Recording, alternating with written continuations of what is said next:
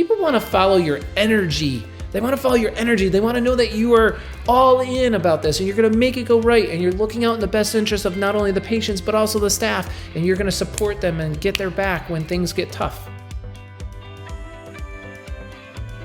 Thank you for watching our YouTube channel. Brian Gallagher here, physical therapist and the owner and founder of Meg Academy and Meg Business Management, where we do credentialing, Meg billing solutions, billing for hundreds of offices around the country, and most importantly, coaching and assisting you to live the life that you've always envisioned for yourself. And to that end, today's video is on how to be an excellent clinical director / office manager. Now, why is this relevant for those of you who are wanting to go into private practice? You need to first be a good clinician before you could be a good clinical director, correct? You want to know your craft, know how to be a good technician, you know how to be an expert in the field of physical therapy and get the results with your patients per plan of care, per your evaluation findings, per your diagnostic skills, per your treatment application skills and training, right? All of that takes a little bit of time because to be an expert in any one thing is a combination of one's high level of knowledge in that area combined with high level of experience. When you put experience together with knowledge, you can become an expert. You can't become an expert with one without the other. You actually have to have both. So if you're going to now embark upon starting your own private practice, maybe you're in private practice, maybe you're about to prepare for being in private practice, think about and consider what does it take to be an ideally high-functioning, high-operating office manager, running an entire office. Maybe it's not your office yet, and you've just been promoted to clinical manager or clinical director. To me, we're just going to use all of those titles. Doesn't really matter. Office manager, clinical director, clinical manager. You're running the clinic. Now, in that role, you're in a management role. So you're managing policies and procedures and how they apply through the use of your staff and how they affect the outcome of your patients, your patient care experience, if you will. You are, as a clinical director, clinical manager, office manager, you are solely and majority is not a word. So the majority of your energy, effort, and mental attention units is on the application of policies, procedures, protocols, rules, regulations, and application of such through your staff that yield a great patient care experience. If you're the owner and the CEO, you slant more toward a leadership influence or leadership level of training and application of knowledge and abilities, because the owner and CEO is responsible for leading the team into new ground, leading you into new income verticals, leading the practice into scaling and expansion. That is different than wearing the hat of a clinical director or clinical manager, whereby the leader has led me to this ground. We are currently in this 2,000 square foot space. We're in this 10,000 person market. And now I have to manage the day-to-day operations for the well-being and satisfaction of both the patients, the community, and the staff.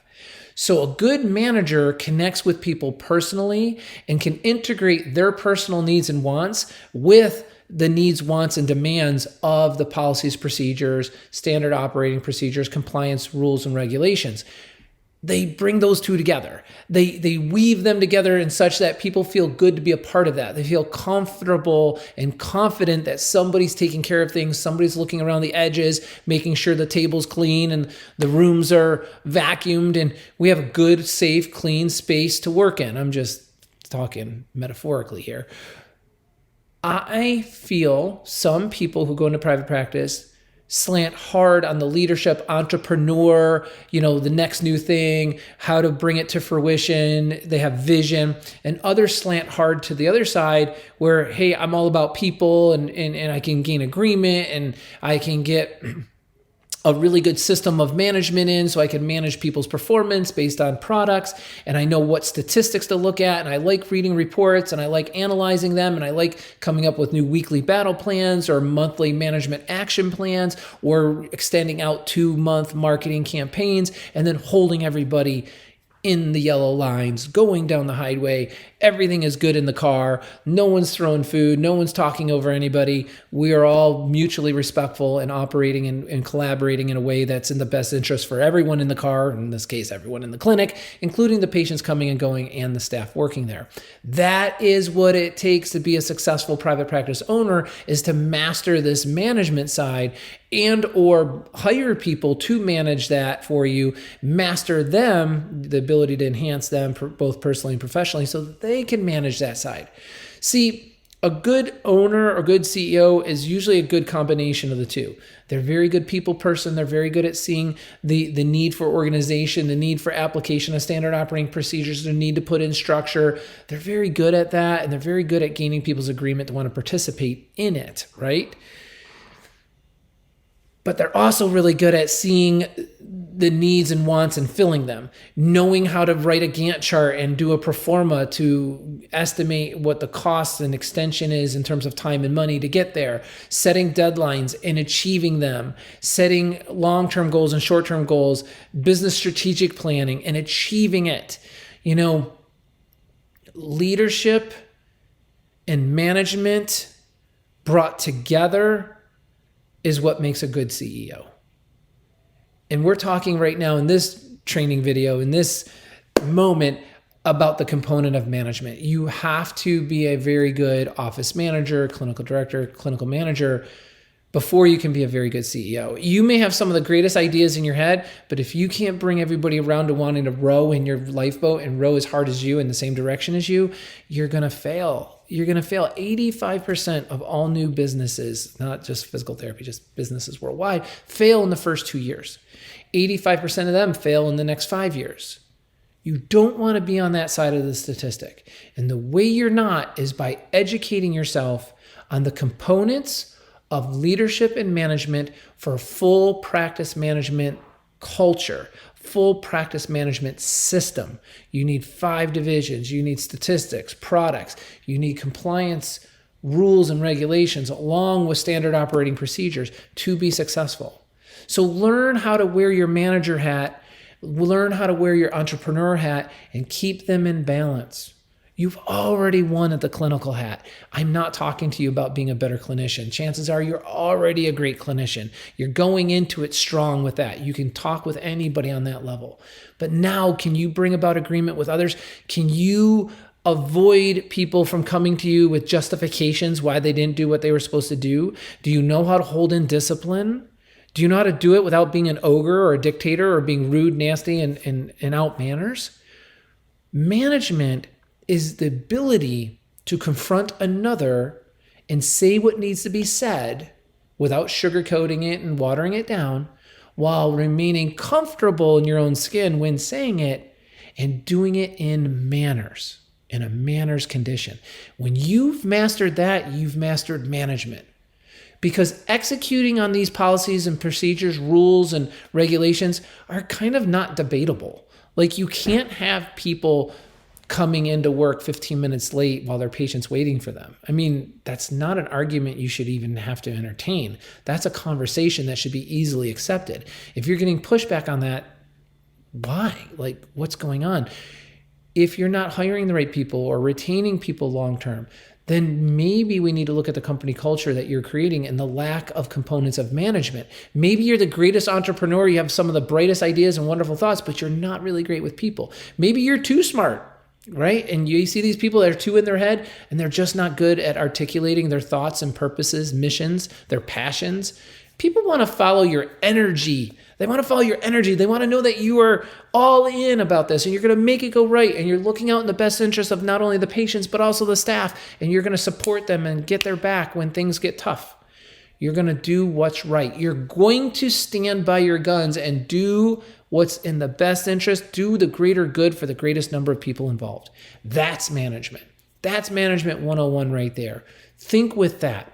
People will sit there and say, well, Brian, my staff keep coming to me saying, I want all this time off because they don't want to get paid. They're just going to take it unpaid because they want more work-life balance. And they just keep telling me when they're going to take off. I'm like, well, you've lost the control of the farm. The farm animals are now running the farm. They're telling you which pasture they want to go in and when they want to go. Not good. Do you have a non-paid time off policy? Have you given them the rules of having to submit for time off as a request? And it's a no when they submit it. It's only going to be a yes when you approve it. So when you give it back as a no, it's like, wait a minute, it was no coming in. Now it just happens to be no going out because somebody else has that date. Give them reasoning, give them an explanation, give them an out. However, this didn't go through. Here's what we can do to the next best thing, right? Work with people towards a solution. Don't just leave them in the dirt, right? Don't just knock them down and leave them there because you can. That's not the way you want to run your group. So management is about bringing people to common ground, common agreement, common likability for what you're trying to achieve together so that it's a collaboration. I often tell people, just to give you, drill this point a little bit more, I often tell people when I'm doing interviews, it's never a back and forth negotiation ever in my interviews. It's a discussion.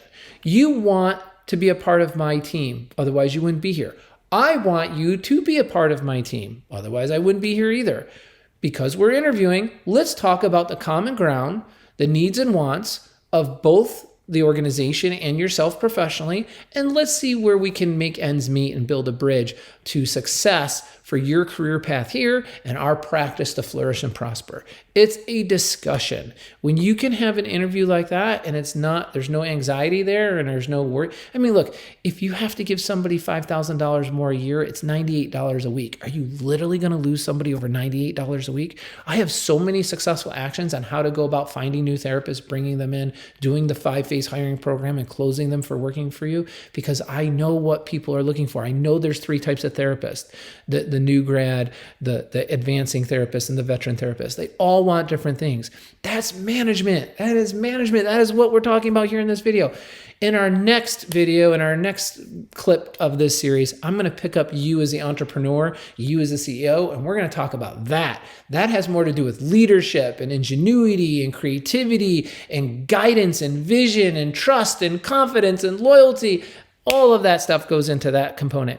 I hope you enjoyed this video. I hope you're winning with some of this information I'm trying to pass down to you. If I can help you any more individually, just go to my website, book yourself a practice assessment call with me. We'll get together on Zoom, talk about your situation for an hour and how I could possibly offer you some advice on how you can succeed at what you're striving to be as a physical therapist in today's wild world. So that's it, everyone. As always, start each and every morning expecting to do well, and I guarantee you're going to have a better day today than yesterday.